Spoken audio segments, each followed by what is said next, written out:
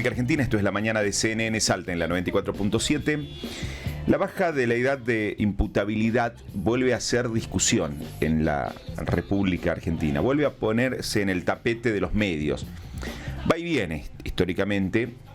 También va y viene en estos días, porque cuando se lanzó se discutió algo en redes, muy poquito, muy breve en medios, casi al pasar. Pienso también en la época del debate presidencial, también fue uno de los temas. Uh-huh.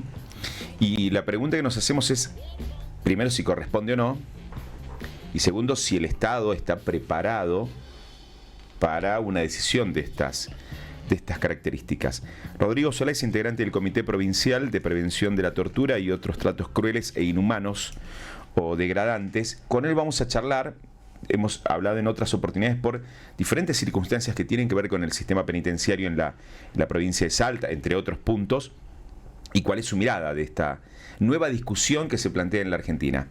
Rodrigo, bienvenido, gracias por estar con nosotros. Buenos días, ¿cómo están ustedes? Muy bien, gracias por acompañarnos. ¿Cuál es tu primera mirada de un tema que vuelve a discutirse en el país? Bueno, la primera impresión es preocupación, ¿no? Porque vuelven a plantearse estas temáticas que ya han sido discutidas de manera sobrada, ¿no? Incluso científicamente, cuando se hacen los análisis en relación a distintos países, lo que se advierte es que cuando baja la edad de imputabilidad, no bajan los índices de criminalidad. Entonces, ese es como el primer análisis básico de lo que tienen que ver con los datos de la realidad. Uh-huh. Entonces, muchas veces se vuelven a plantear este tipo de discusiones, a veces por algunos hechos que son de público conocimiento, entonces se vuelve a poner en el tapete.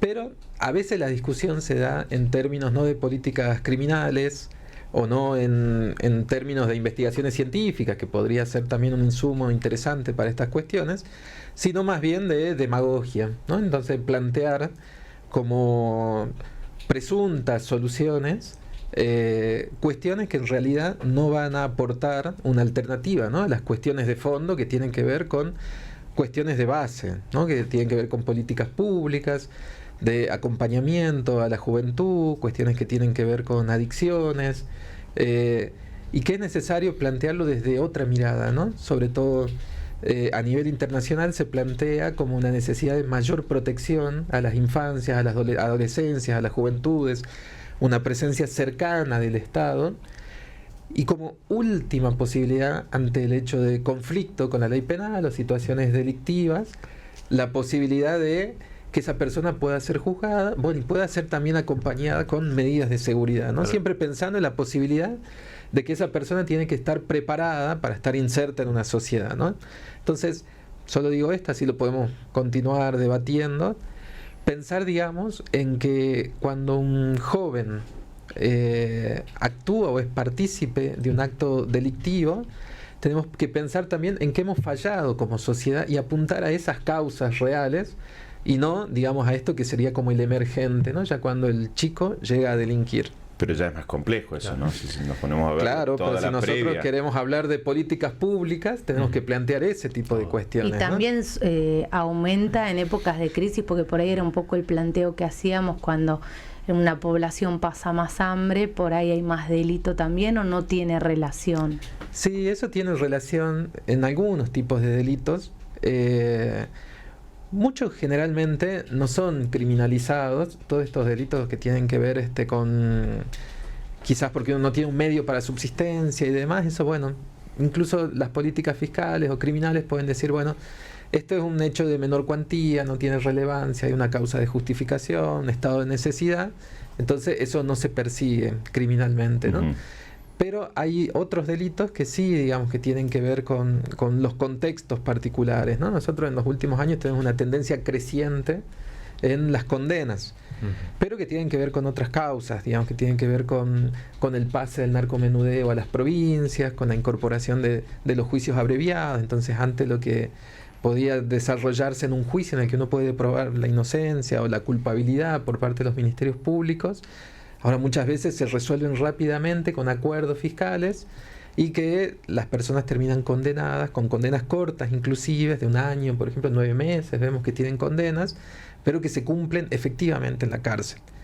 Y en Salta, bueno, hay una tendencia que es muy alta, que es una característica de la provincia, de la región, que son los delitos contra la integridad sexual, los femicidios, por ejemplo, eso es algo típico que tenemos nosotros en la provincia. Algo de lo que también se mencionaba y planteaba como uno de los argumentos el actual ministro de Justicia es que se puedan bajar la imputabilidad para poder aplicar las mismas penas por el crimen cometido.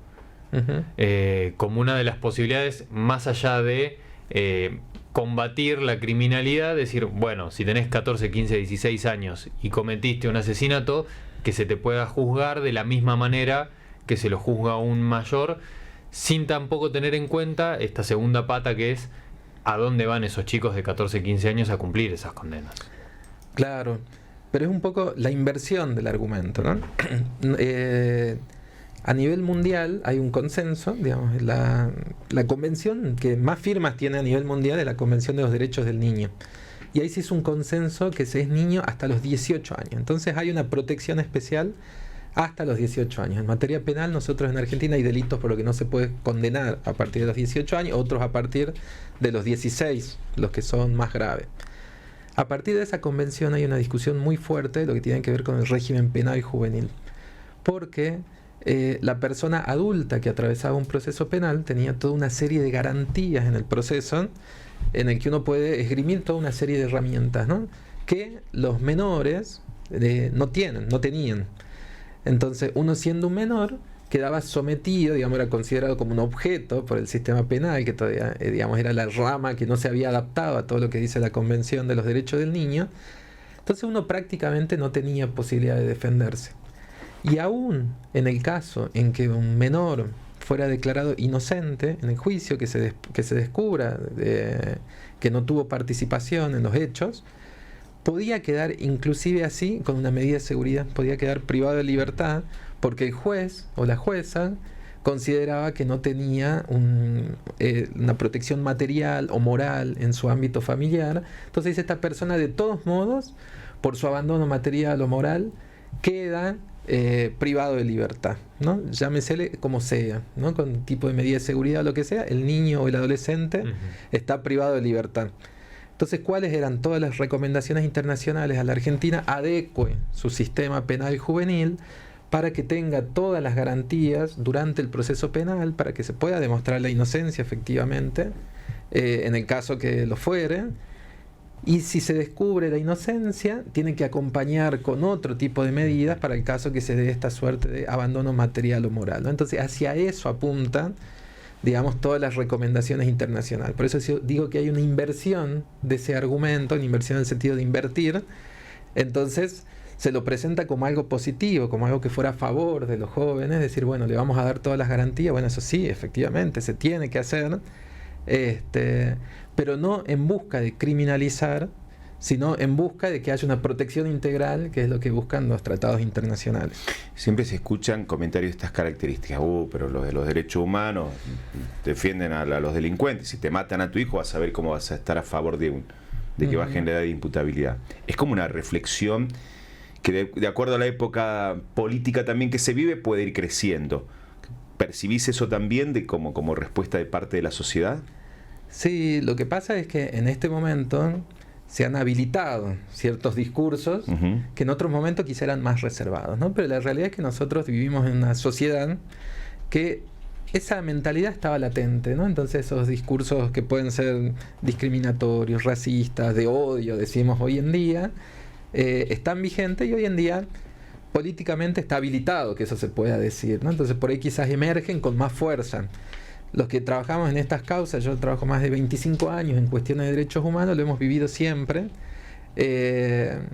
Uno en realidad no es que esté a favor de los delincuentes, digamos, sino que uno está defendiendo los derechos de las personas, ¿no? De las garantías de los ciudadanos y de cualquier persona que pueda atravesar esa situación, incluso los que han sido condenados. Ahora a nosotros nos toca trabajar en un comité específico que trabaja con derechos de las personas privadas de la libertad. Pero el campo de los derechos humanos es mucho más amplio. Trabaja niñez, pueblos indígenas, las cuestiones de los derechos laborales, mujeres. Muchas de las conquistas que tenemos hoy en día en materia de derechos tienen que ver con ese campo de los derechos humanos, ¿no? Pero es pensar que en cada uno de los campos, aún en el caso de las personas que han sido condenadas por delitos, nuestro marco jurídico lo que busca es que esas personas puedan reinsertarse. Entonces la única pena que nosotros tenemos en Argentina es la pérdida de la libertad o la pérdida de algún bien material. Si me aplican una multa y demás, bueno, son pérdidas económicas, ¿no? Pero no se aplican otro tipo de privaciones, ¿no? Entonces, malos tratos, abusos, etcétera, ya exceden. Entonces nosotros ¿qué miramos? Es la condición humana de las personas, independientemente de los hechos que pueda haber cometido. Bueno, y tratamos de no perder ese foco, ¿no? Siempre, por supuesto, nosotros sabemos, porque no somos ingenuos, nosotros cada vez que aparece una noticia del comité, nosotros vemos que nos dirigen en los comentarios y demás, que ahora también están abiertos, o siempre estuvieron abiertos, no sé, por ahí nosotros ahora los miramos más, y que nos desean todos los males, ¿no? A nosotros, nuestros hijos, nuestras familias y demás. Pero bueno, eso no quita, digamos, que nosotros tenemos un mandato, una misión, que no quita también que nosotros creemos que las víctimas de los delitos merecen justicia también. Nosotros también hemos acompañado muchos casos de víctimas en nuestras trayectorias personales y profesionales. Creemos que es necesario que haya acceso a la justicia, lo que no quita que en el caso de las personas que son condenadas deban tener las condiciones necesarias para tener también una vida digna dentro de los establecimientos para carcelarios. reinsertarse después en la sociedad, el fin. Porque esa es la finalidad, desde la Constitución en adelante, esa es la finalidad, ¿no? Entonces nosotros decimos, una persona pase 9 meses o pase 25 años, en Argentina no tenemos pena de muerte. Entonces, en algún momento esa persona va a volver a la sociedad, ¿no? A la sociedad abierta.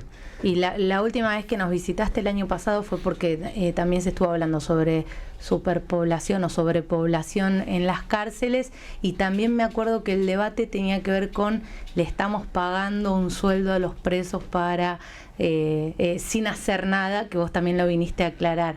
¿Siguen siendo las mismas problemáticas un año después? No sé en qué mes habrás venido.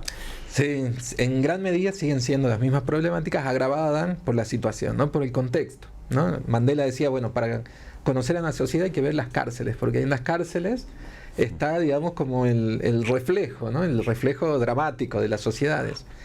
Entonces nosotros seguimos, en términos de cantidad de población, tenemos más o menos la misma población del año pasado que nos vimos a que ya era un número alarmante, ¿no? Entonces, en Salta tenemos aproximadamente 40% de sobrepoblación, según los números oficiales del servicio penitenciario. Nosotros en este año nos ocupamos de ir celda por celda en toda la provincia, de medir para ver efectivamente cuál era la capacidad real, no solamente la declarada, porque muchas veces, claro, nosotros lo que veíamos es, dicen, bueno, tenemos más capacidad, decían, pero ¿por qué tienen más capacidad? Bueno, pusimos 2 cuchetas más y ya no queda espacio, ¿no? En las celdas. Entonces, de repente, en Villa Las Rosas, en la unidad carcelaria número 1 de varones, la sobrepoblación que se calcula es de 40%, pero nosotros medimos todas las celdas y en realidad es del 360%, ¿no?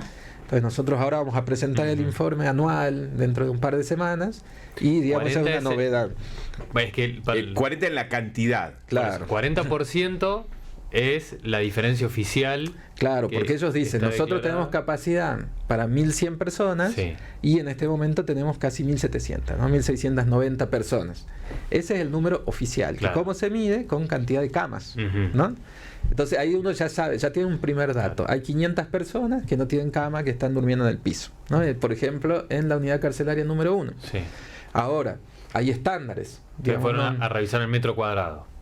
El metro cuadrado. Entonces, en el metro cuadrado tiene que tener por lo menos 6 metros cuadrados la primera persona, 4 metros más la segunda, y así se van sumando 4 metros por persona. Es lo que se fija a nivel internacional, y ahí ya los números cambian totalmente. Entonces, por ejemplo, miren, en lo que le decía, en Salta, la de Villa Las Rosas tiene 309 de sobrepoblación real, le decimos nosotros ahora, no sobrepoblación declarada, ¿no? Y otras que tienen esa característica también, ¿no? La alcaldía, que tienen capacidad para 300 personas, con 900 en este momento. Que además son personas, en el caso de la alcaldía, que no están condenadas. Que no están condenadas, claro. Hay algunas sí que están condenadas, pues no hay lugar en las otras cárceles. Todavía continúan allí en la alcaldía. Que todavía están en la alcaldía, pero bueno, nosotros también, creo que lo conversamos la otra vez, tenemos en Salta mucha gente que está en comisarías en el interior. Sí. Aproximadamente 800 personas, que ese es como un número negro, porque las del servicio penitenciario son números más fáciles de acceder, pero en las comisarías también. No pasa eso en Salta Capital, porque aquí sí rápidamente van a alcaldía o a centro de contraventores, hay otros dispositivos que ya funcionan de alguna manera, ¿no? Así con este nivel de sobrepoblación. Pero en el interior, cuando vamos a Metán, Orán, Tartagal, las comisarías que directamente no están preparadas para alojar personas de forma permanente, hay algunas que tienen personas hace 3 años, 4 años, y acá volvemos, digamos, al punto que decíamos hace un rato, de a quiénes protegemos, ¿no?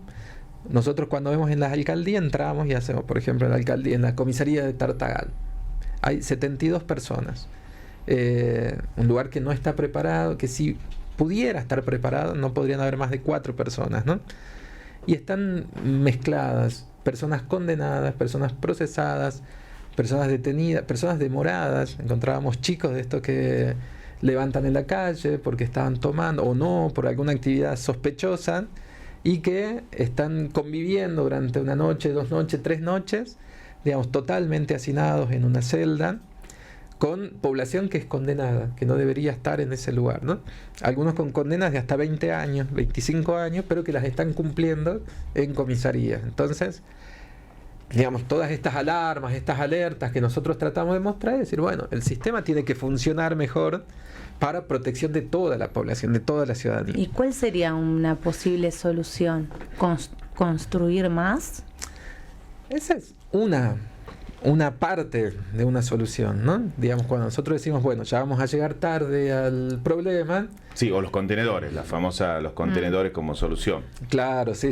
Nosotros los hemos criticado en su momento, después se paró, digamos, avanzar con esa cuestión. Decíamos, bueno, los contenedores deberían tener ciertas condiciones, solo para casos transitorios y demás. Pero, digamos, avanzar en la construcción de cárceles puede llegar a ser una solución que ataca una parte del problema. Después el problema es mucho más complejo, en el que tienen que estar involucrados todos los poderes.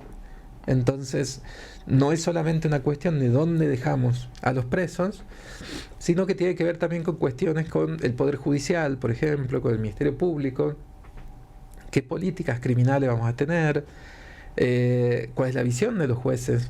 Vamos a juzgar también con perspectiva que incorpore las cuestiones de género, las cuestiones de extrema vulnerabilidad. En la cárcel de mujeres nosotros tenemos el 80% de mujeres por narcomenudeo, que son mujeres en condición de extrema vulnerabilidad, que son madres, que tienen 5 o 6 hijos, en algunos casos son mujeres indígenas, todas de zonas de fronteras, que ha sido su único hecho delictivo participar, digamos, como mulas, digamos, lo que se conoce normalmente, ¿no? Y que el peso de la ley cae muy fuerte sobre esas personas, ¿no? Entonces, ante esas situaciones, ¿cuál va a ser nuestra política criminal? Eso es lo que nosotros vamos a perseguir, eso es lo que nosotros vamos a condenar. Vamos a condenar también a los hijos de esas personas que quedan solas, digamos, por fuera del sistema, o vamos a perseguir otro tipo de delitos, ¿no?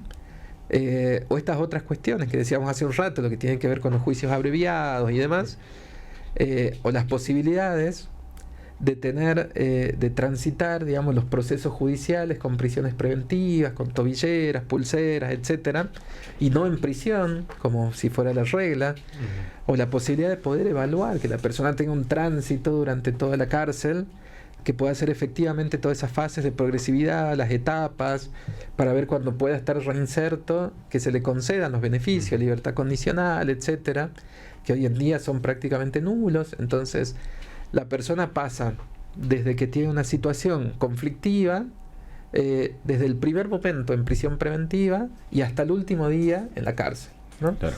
Entonces, es muy difícil descomprimir el sistema porque ninguna punta permite, ¿no? Como una válvula de escape que no sea solamente la construcción de nuevas cárceles, que es algo muy difícil de conseguir presupuestariamente, inclusive en este momento. ¿Hay algún país o sistema en el mundo que sean faros, que sean referentes en materia carcelaria o de sistema carcelario en general? Sí, bueno, hay países los países nórdicos, hay otros países que han tenido una tendencia, digamos, a tener otro tipo de sistemas que son más abiertos, sistemas en que la persona puede tener otro tipo de inserción, pero en general, digamos, todo el sistema carcelario, digamos, ha fracasado en el mundo, ¿no? Ha fracasado, digamos, como política de actuación frente a un delito. Entonces, digamos, desde los pueblos originarios que tenían otras maneras de concebir el delito y otra manera de concebir la pena, digamos, el modelo del Estado occidental, el modelo de Estado absolutista, lo que ha buscado simplemente es controlar a un sector de la población, apartarlo de la sociedad y tenerlo en ese lugar. Entonces hay como una idea de que mientras esté en ese lugar, bueno, por lo menos no va a delinquir. Bueno, ese es un objetivo muy de mínima, ¿no? Nosotros lo que tenemos que apuntar es que bajen hasta las tasas de delincuencia, que bajen los índices de criminalidad y que las personas que han pasado por esa situación, que bueno, puedan ser una persona más en la sociedad, ¿no? Que pueda contribuir a la sociedad como uno espera de cualquier ciudadano o ciudadana. Te pregunto por último, Rodrigo, tomando nuevamente el inicio de la charla, si el día de mañana avanza justamente la baja de imputabilidad de menores en la República Argentina a 14 años, Salta, ¿en qué condiciones se encontraría? Mañana se aprueba y se comienza a aplicar inmediatamente. ¿Cómo ves Salta en esas circunstancias? Salta tiene muchas complicaciones también en esta materia. Nosotros, por ejemplo, en la provincia de Salta, pues, por más que una persona sea condenada cuando es menor de edad, no puede compartir los mismos dispositivos que los adultos. Entonces tienen que tener otros dispositivos, ¿no? Y estos dispositivos siempre se busca que pertenezcan a las órbitas donde están la Secretaría de Niñez, donde están las órbitas de Derechos Humanos, las órbitas de Desarrollo Social, podría ser. Acá en Salta, los dispositivos juveniles dependen del Ministerio de Seguridad y dependen específicamente del Servicio Penitenciario, ¿no? Esa es una observación, una queja, una crítica que ya se le hace a la provincia hace muchos años, que los niños, niñas y adolescentes no pueden estar dentro de la órbita del servicio penitenciario, aunque estén en otro lugar, ¿no? Entonces nosotros no tenemos en este momento dispositivos que estén pensados para población juvenil, ¿no? En algún momento estuvo en la órbita del Ministerio de Derechos Humanos cuando existía, pero ya en la última gestión ya pasó directamente a la órbita del Ministerio de Seguridad. Entonces nosotros no tenemos esas condiciones, digamos, para pensar en población juvenil en cárceles, tengan la edad que tengan. Después hay una cuestión que nosotros entendemos que es ideológica, que es práctica y demás, que tiene que ver con el principio de la conversación, que eso no debería suceder. Hay muchos resortes legales que creemos también que van a impedir que se pueda aprobar una ley de ese tipo, ¿no? Entonces muchas veces nos enfrascan, nos meten en estas discusiones que sabemos que es inviable, ¿no? Como cuando nos meten a discutir la pena de muerte y sabemos que es inviable jurídicamente, pero son temas que socialmente impactan, ¿no? Entonces no hay modo que no estar discutiendo estas cuestiones y no otras que podrían ser factibles de tener una modificación legal o no. Gracias por acompañarnos, por ayudarnos a pensar, a entender justamente de qué se tratan estas discusiones que se dan en la sociedad, que damos los medios muchas veces sin escuchar las voces autorizadas y que conocen, que recorren esta problemática día a día que tiene la sociedad, por lo menos en la provincia de Salta. Gracias por visitarnos. Bueno, muchas gracias a ustedes por el espacio. Rodrigo Solá, del Comité Provincial de Prevención de la Tortura, en la mañana de CNN Salta.